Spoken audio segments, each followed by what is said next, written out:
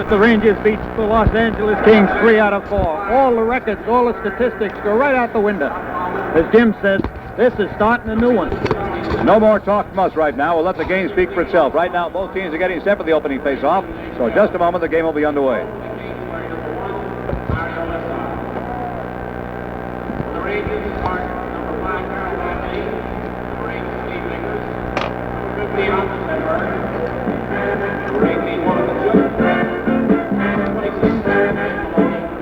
Some referees let a lot go for both teams. Myers definitely calls many penalties, or usually does anyway. And that could hurt the Rangers unless they turn their power play performance around and their penalty killing performance around.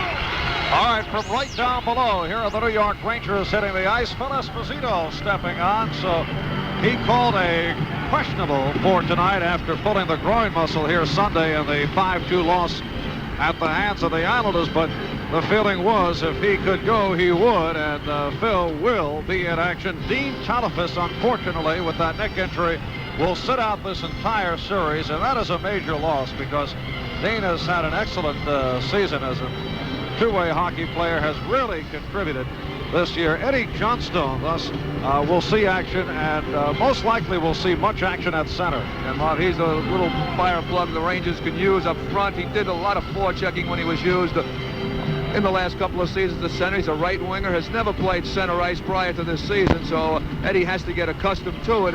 Interesting scratches for the Rangers tonight. Dave Farish has returned to the lineup, and when the Ranger defense were playing well, they did have 6 defensemen. It was Greshner and Farish, Marouard and McEwen, and Vadnais and Maloney, and evidently Fred Shero, Mike Nicoluk, and Nick Keating are looking at it from that point of view and hoping that those 6 defensemen will maybe come back and put us back to the way it was if the Ranger forwards, of course, helped them out. And sitting down for the New York Rangers, along with Dean Talafis, Nick Fotiu will not dress for the Rangers tonight.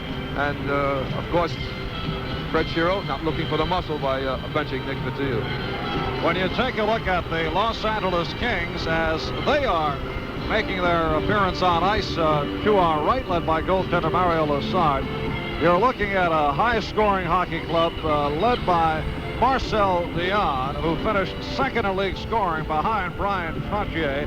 Dion had a sensational season, 130 points. He led the league in the second half with 69 points, 40 games, finished second in goals with 59, 19 goals on the power play, and was tied for third in assists with 71. An outstanding year, and the second half of the year, when he got those record, or the high 69 points, Marv, they had a new left winger, a fellow by the name of Charlie Simmer, 6'3", 195 pounds, who spent 3 years in the minor leagues. Last year played with Coach Barberry at Springfield. He came up to play 38 games, 21 goals in that 38-game stretch. 21 goals, 27 assists for 48 points, and Dave Taylor, the right winger, 43 goals, 48 assists, 91 points, and what a line that has been for the L.A. Kings. They are so strong down the middle. When you look at guys like Silaps, Vic Vanaski are the more or less third and fourth centers, and you got Butch Goring, one of the strongest, the most underrated centers in the National Hockey League, and of course you have Marcel Dion. And Goring had his usual outstanding effort against the Rangers last Monday night in that Ranger 5-4 victory as Butch put home 2 goals, and he finished with 36 goals and 51 assists for 87 points. Right now we're set for the singing of our national anthem. Here is Gwen Safarian.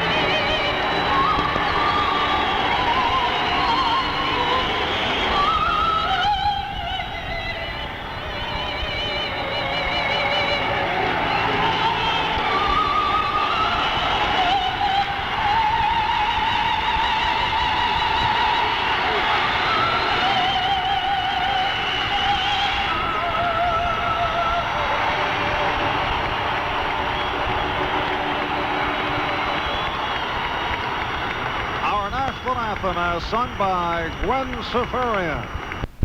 To this line, he finished up second in scoring, only to Mike Fossey of the Islanders. I beg your pardon, Trottier of the Islanders. And there's the coach of the Los Angeles Kings, Bob Barry. Steve Jensen, the Olympian, wears number 22. Up in the King zone. Esposito remains out to go against Butch Goring. Free puck. Kings have it. Up on the right side, Murphy lifts a soft pass ahead right to the Rangers. Marois. That's Goring in forechecking, a dangerous hockey player. McEwen turns it around the corner, up on Murdoch's side, beyond his reach and kept in by the Kings. Murphy behind the goal line, got a man in front. He passes, the shot's missed by Goring. And did he ever have an opportunity? Some loose play by the Ranger defenseman, setting that play up for Goring, and he doesn't miss him very much. Maybe behind the opposite goal. Face off to the right side of J.D. Dionne's right back out there again. Duguay. Pass to the point. Bad pass, knocked away. Marois couldn't handle it. Duguay has to get back on defense. Goes after his man. Takes the puck away. What a play against him. Rangers back for it again. 21 seconds of the penalty. Great defensive play by Duguay. Boy, he has some ground to make up on that one. Here comes McEwen.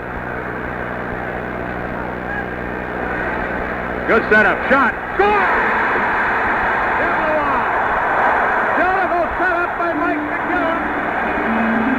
And it's a power play goal with 9 seconds left on the penalty to Rod Palmer. Deblois comes up with his first playoff goal ever. McEwen making a smart play. You see the defense backing up to protect against Hickey. He throws it out to the slot, and Deblois with the great shot put it on the right-hand side of Lassard. It is 1-0 Rangers. Duguay right out in front, shielding Lassard. He was screened. What a wrist shot that was. So this is a 4th playoff game for Lucien Deblois, and that's his first goal in Stanley Cup competition.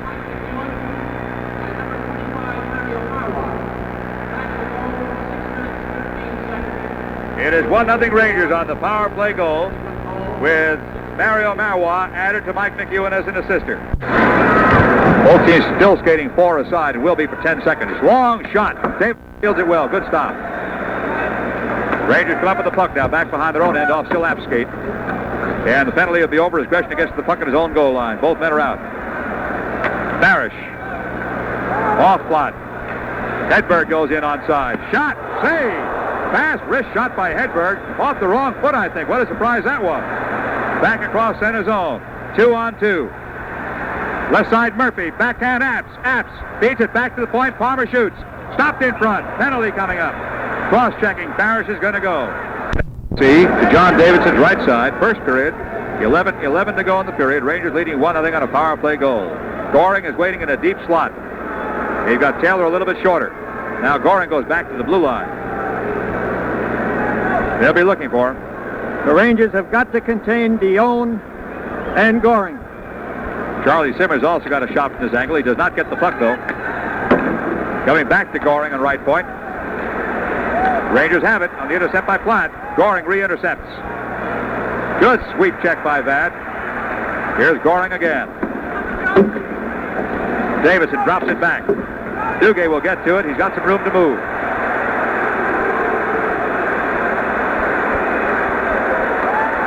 Bad one. Save. Score on the rebound. Give away by Duguay. It's a power play goal for the Kings. And that was a gift if I ever saw one.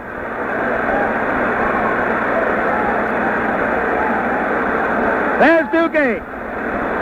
He gets it caught under his feet. He tries to get it over to the left-hand side. It just touched Simmer's stick. Dionne missed the first one. Simmer didn't miss the second. Los Angeles goal was scored by number 7, Charlie Simmer. On the assist, number 16, Marcel Dionne.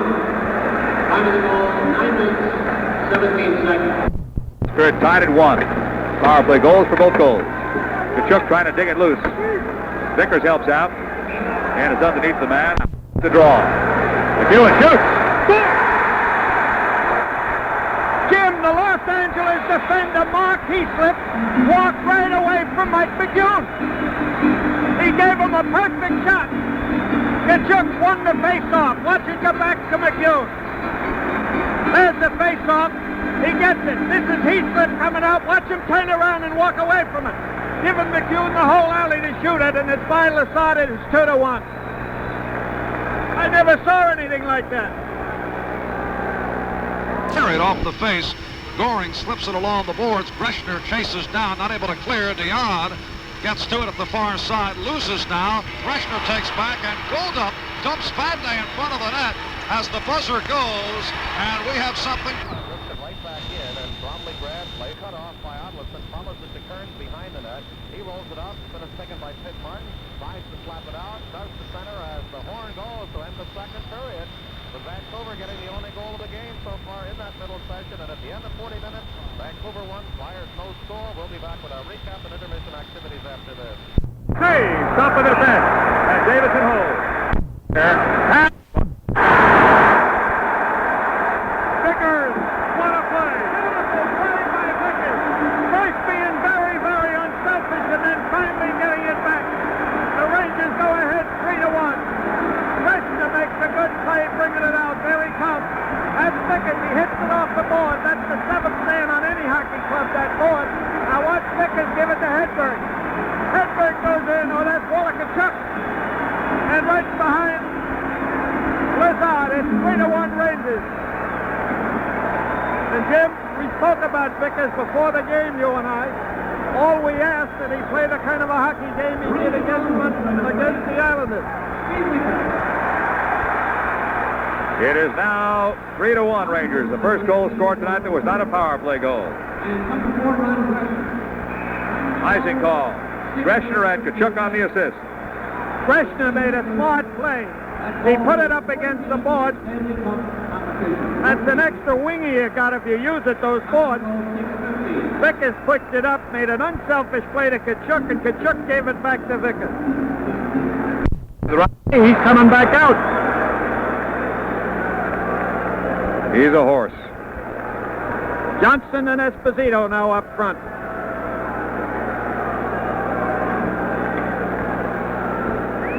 Still Apps against Esposito. The face-off at the Rangers' end. Still a power play for the Kings, and it is cleared for the Rangers on the face-off by Esposito.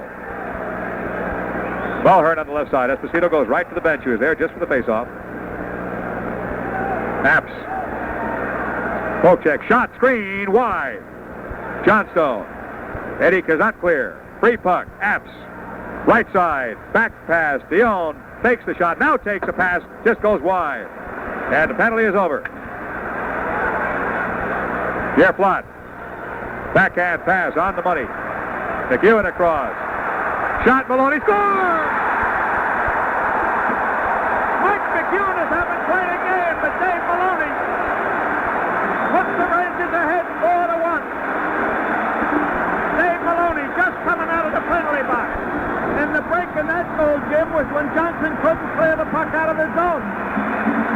Johnson having a tough time clearing the puck out of the zone. Pierre Plot does it, throws it over to the left side backhanded. It's picked up by Mike McEwen, and there's Maloney coming into the picture. He waits and uses the shield, and over the left shoulder of Lazard, it's 4-1 Rangers.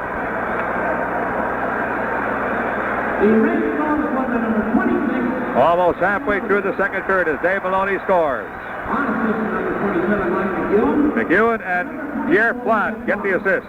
That's Dave Maloney's first playoff point. Dave Maloney. Hickey did not clear. Dugay tries and cannot. 908. Back behind the net.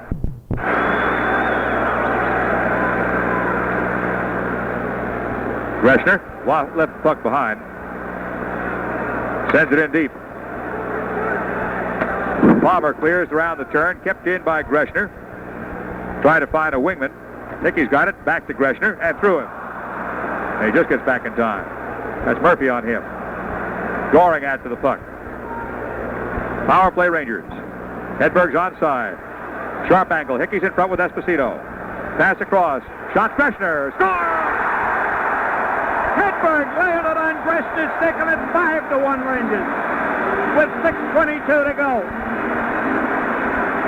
It's the second power play goal of the game for the Rangers. Third power play goal, I'm sorry. There's Hedberg. Now watch this heads-up play. He holds the puck. He spies Greshner coming down into the slot. Lays it on his stick, and Greshner makes no mistake. He puts it again over the right shoulder of Lassard. Jim, that's 4 goals that's gone by the right side of Lassard. On assistant number 15, Thomas Hedberg. Number 16, Tom Hickey. Hedberg and Hickey on the assist. 5-1 Rangers, second period, 6:22 to go.